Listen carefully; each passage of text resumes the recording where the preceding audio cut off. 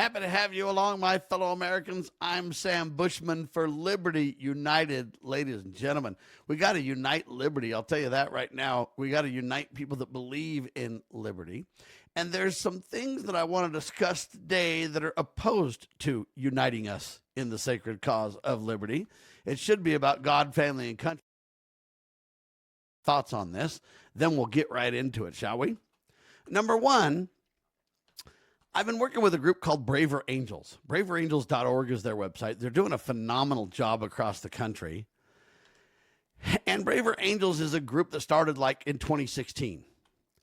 And they've been focusing on helping people learn practical skills to get along, to work together, even if you disagree, to do so agreeably. It works beautifully with my clarion call for civility idea. They want citizens to move beyond stereotypes, listen with curiosity, and participate with one another with curiosity. They want to do so in the public life in ways that bring people together to where you're like, you know what? Instead of that guy's the enemy, that guy's the bad guy, that guy's the... No. What this person has to say is well thought out, even if I disagree with it. What this person has to say is fascinating. I didn't know people thought that way. So Braver Angels put together this idea, red and blue. They always want to kind of go in pairs because they want to be above partisan politics or above divisions when it comes to the things they care about, the things they want to discuss, the things they want to engage in. But then you can still hold on to your own ideas as you move forward. And Braver Angels is in all 50 states, and Braver Angels has workshops, trainings, civic engagement efforts. Healthy self-government, folks, depends not on dividing, but on people with differing views coming together and saying, let's take the best pieces of all. Let's compromise. Let's consider. Let's learn. Let's say what's not best for me and my opinions, or that I'm always right, but what's best for America? What's best for the country? This perspective gives us all a unique vantage point on the challenges of political polarization, what we can do about it, how we can fix it, how we can overcome it. Well, Braver Angels has now grown in one of the greatest organizations in the country, in all 50 states, doing a great job. But they're renewing the American Promise in Philadelphia this month for the nation's 250th year anniversary, 1776 to 2026. BraverAngels.org to learn about the convention. It's going to be in Philadelphia, Pennsylvania. It's going to be at Temple University, the 25th through the 28th. You got to go. If you can't go, you can watch a lot of their presentations online. But they're going to have breakout sessions, presentations, debates, etc., etc. I'm going to go there. And the goal is bringing together Americans from across the political spectrum just days before the nation marks its 250th anniversary of the Declaration of Independence. The convention also coincides with the organization's 10th year anniversary, which is pretty cool. And their goal is to encourage citizens to reflect on the founding principles of the United States. How do we have constructive public engagement, right? How do we renew America's spirit of promise based on principles that have sustained the Republic for more than 250 years? How do we do that again for the next 250? The event stands out because it's intentionally coinciding with this, I don't even know how to say that, quincentennial, whatever it is, whatever. Semi-quincentennial, is that how you say it? Anyway, it's just great stuff by great people. My goal isn't to really just talk about Braver Angels the whole time, but that's what really kind of catapulted me into this discussion. And I brought up with one of the ladies there who I interviewed this idea about, I believe parties are the problem. I really do. I believe parties polarize people. The founding fathers warned against parties. And she brought up an interesting point. She said, Sam, it's not really just parties. It's factions that are the problem. And I talked to her about that and thought, you know what? She's got a wise point. Now, I want to see the end of parties. That's who I am, and that's what I think. Because I believe parties are a problem, and I'll get into exactly why. But she felt like if we got rid of parties, things would get a lot worse. It would be a little bit more everyone for themselves kind of an idea. But I think rather than having parties be the unifier, what we ought to have is the Constitution and the principles embodied therein be the unifier. We ought to have the moral compass of a God-fearing people be our qualifier, our compass, our uniting factor, if you will. Well, anyway, Liberty United is well known for focusing on principles, not politics, not people. not partisan divide, but practical solutions to the problems we face. And that's why I'm involved in Liberty United. UnitingLiberty.com. Become a member today because we need your involvement, your support. And also become a member of braverangels.org. Well, I'm saying the party is over because I don't believe things should be about parties. In fact, I believe parties have become the great stumbling block in America today. In the next several minutes, I'll break down my reasons why, my beliefs, the reasons, the details to this assertion that I'm making. The founders warned us against the spirit of party. Think about that, the spirit of party. Okay? Our allegiance, ladies and gentlemen, belongs to God, family, and country in the Constitution, not to a political party. That's fundamental. That's core. Parties may exist, ladies and gentlemen, as voluntary associations. That's fine, but they were never intended to become institutions more powerful than the people and the sovereignty of the people themselves. We, the people, are the key, not parties. Okay, number one, it should be about God, family, and country. And the Constitution. That's what I'm saying. Before we're Republicans, before we're Democrats, independents, or anything else, we are children of God, members of families, and citizens of a constitutional republic. Okay? Political parties, folks, are temporary. Remember, at the founding of our nation, we didn't even have the Republicans. It was what, the Democrats and the Whigs back then, I guess, right? Then the Republicans were a third party and eventually became the second party, and the Whigs got driven out. God-given rights endure. Parties are temporary. Family responsibilities endure. Constitutional principles endure. No party, ladies and gentlemen, deserves the loyalty. Hey, that properly belongs to God, family, country, and the supreme law of our land, not to parties. The Constitution, believe it or not, never created political parties. Think about that. The Constitution is the supreme law of our land, and it never created parties. Read the Constitution if you don't believe me, folks. Go check it out. You'll find Congress, House, Senate. You'll find the president. You'll see delegated responsibilities to each of those separated groups. You'll find the courts, another delegation of authority to a different group. See how we're dividing power? You'll find the states and the general government, again, dividing power. You will not find political parties. The Constitution established government by and for the people, not government by competing party machines. No, sir. See what I mean? Parties don't belong. Sovereignty, ladies and gentlemen, is critical. God's the ultimate sovereign. Do we agree? And he's delegated sovereignty to us on earth in mortality, we the people. So sovereignty belongs to the people, not to parties. The Declaration of Independence clearly teaches that our rights come from God Almighty. The Constitution begins like this. We the party, start over. The Constitution begins, we the people. That's right, the people. The people then have authority given to them by God, inalienable rights, who delegate that authority, limited powers, if you will, to government. Political parties possess no sovereignty of their own. The fact is, they're private organizations created by individuals. The servant was never meant to become the master, is the point, right? Parties are artificial entities. They're not citizens. They're not people with inalienable God-given, God-granted rights. Parties can't declare their independence. Political parties are not living persons, ladies and gentlemen. They're private associations. Yet they often receive privileges denied to actual Americans. Think about that.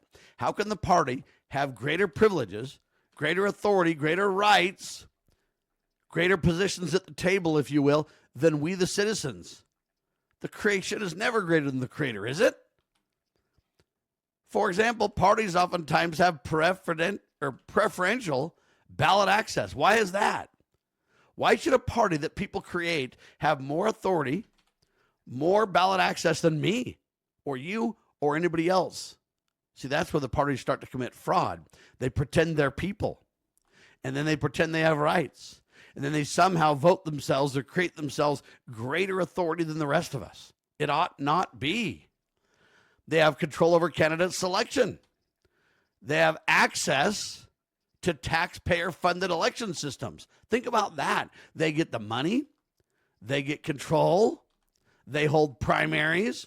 They divide the people. You're either part of the Republican primary, the Democrat primary, or maybe you don't have a primary at all to go to if you're not one of those party people, right? They have influence over presidential debates. They get special treatment under election laws.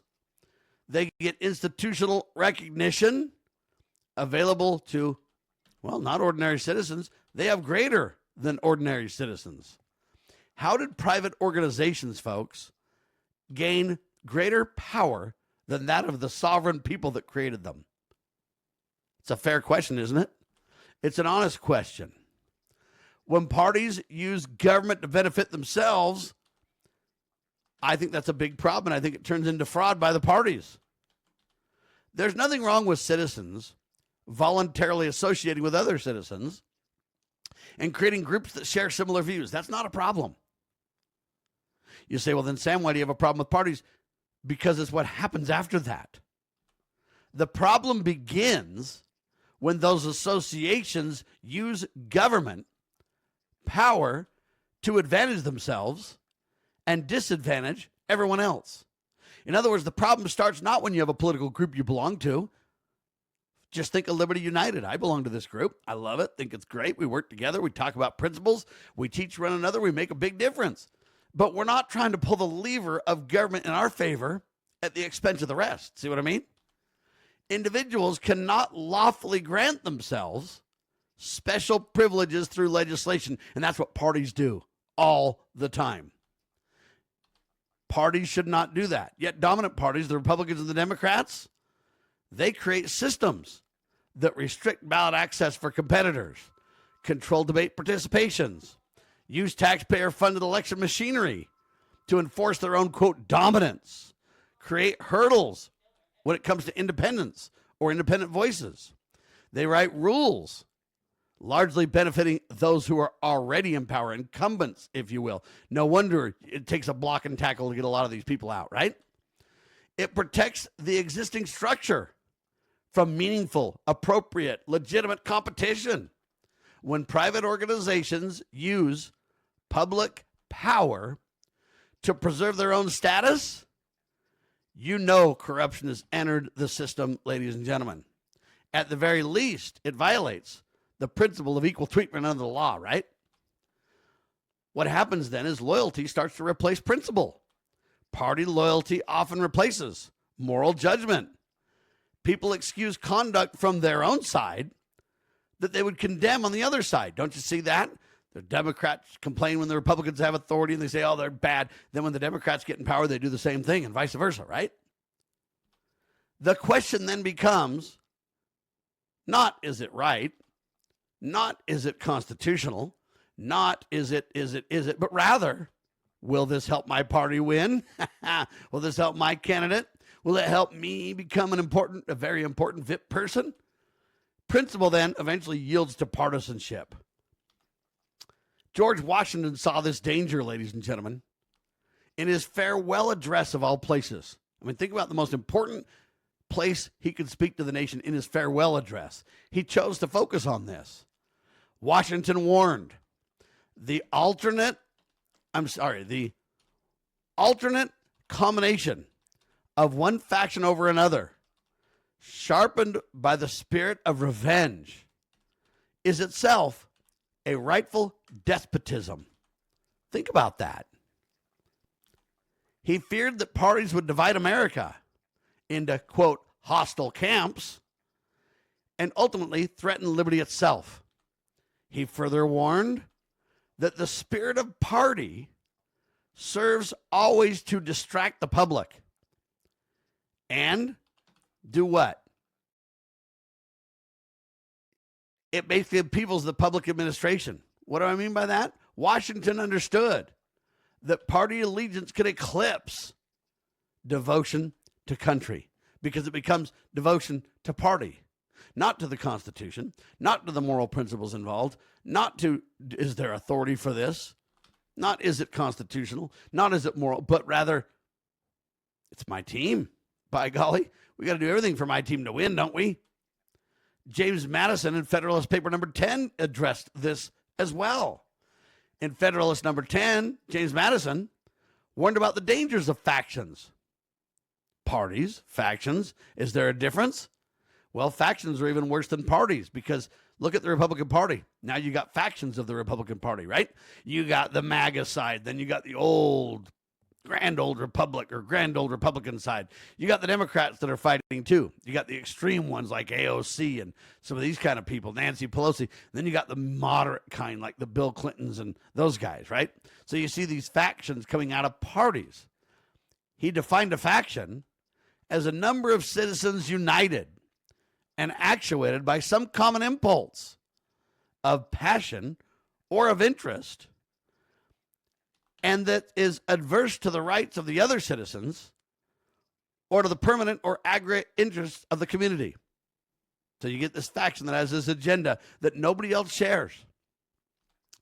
And that faction then becomes divisive because it wants to push its own agenda against all common sense, against the country, against the laws, against everything else. That agenda becomes king, so to speak, or top dog. Madison recognized that factions naturally arise.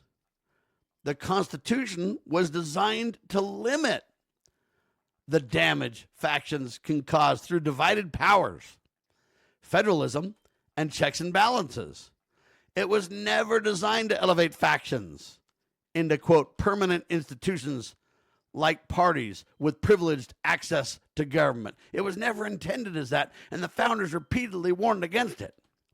Madison's warning becomes especially relevant when factions act in ways that are adverse to the rights of other citizens. Yeah. So think about this. One may reasonably ask whether there's laws favoring established parties while burdening everyone else.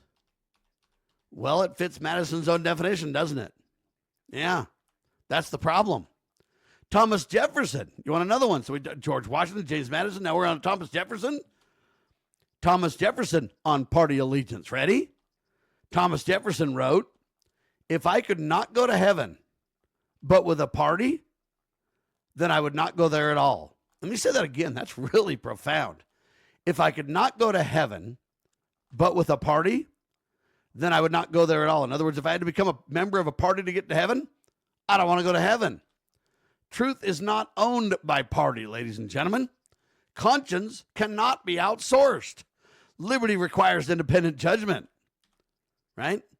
Okay, parties engender the spirit of us versus them. That's the spirit of party that George Washington was talking about. Washington called it the spirit of party in his farewell address. It teaches Americans to view one another as enemies rather than neighbors. So think about love the Lord thy God and love thy neighbor as thyself. Parties are the opposite of that, right? It fuels suspicion, rewards outrage, encourages division, and turns political disagreement into tribal warfare. It's dangerous. A free people cannot long endure if party becomes more important than national unity. The good old boy network becomes the, quote, effective class, right? They're the controlling class. Whoever's in power, they're the ones. And over time, parties can evolve beyond voluntary associations. They become institutions that protect themselves. Insiders gain influence. Owners gain access. Donors gain access. Party officials control procedures. Independent candidates then face obstacles. Ordinary citizens lose meaningful participation and eventually feel disenfranchised. Eventually, the people are told they have choices, but only among the candidates chosen by the system itself. That's where we get selection rather than election, right? Basically, it turns out that you get a protected class that's not accountable to the people is the problem. Okay? Votes matter, folks. They really do. But elected officials swear an oath to support and defend the Constitution. They do not swear allegiance to the Republican Party, or at least they shouldn't. They don't swear allegiance to the Democratic Party. Their highest public duty and fidelity is to the supreme law of the land, which they've sworn to uphold. Self-government requires independent citizens. Free people must continually ask these questions. Is it constitutional? Is it moral? Is it just? Does it protect liberty? Is it consistent with truth?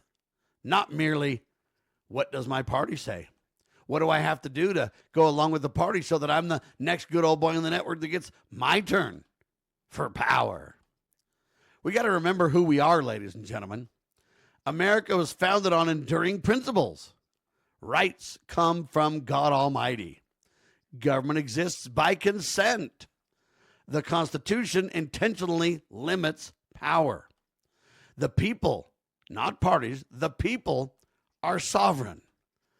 Public officials are servants, not masters.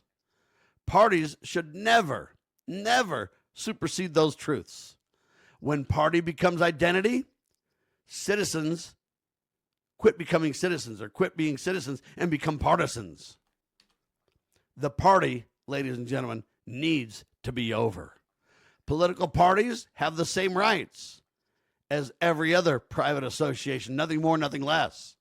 No more, no less. They have no rightful claim to privileges superior to the people. They should not manipulate election laws for their own benefit.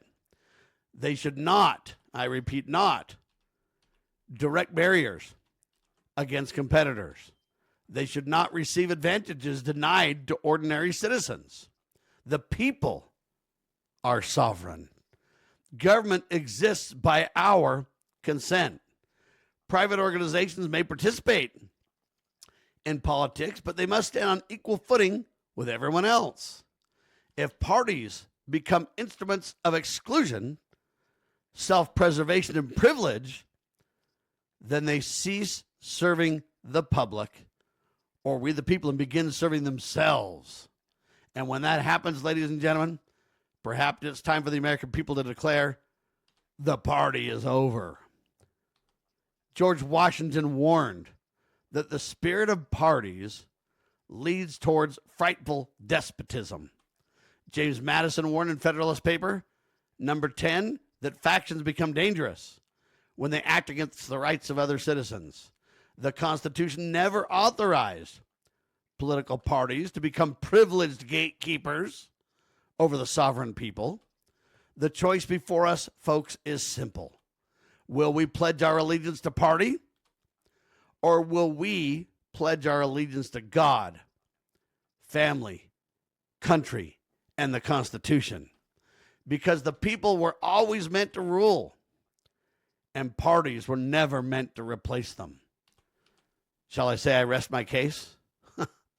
I'm Sam Bushman, and there's another hopefully thoughtful commentary on the importance of George Washington, the greatest general I've ever known, the man who decided not to be king by his agency and his free will and choice, saying, the country's bigger than us all, and I'm grateful to serve as part of it as a humble servant. Now I'll step down and go home, which he did, and everyone celebrated his humility and his true, honest, God-ordained leadership. I'm Sam Bushman for Liberty United, unitingliberty.com. Become a member today, and God save the Republic of the United States of America.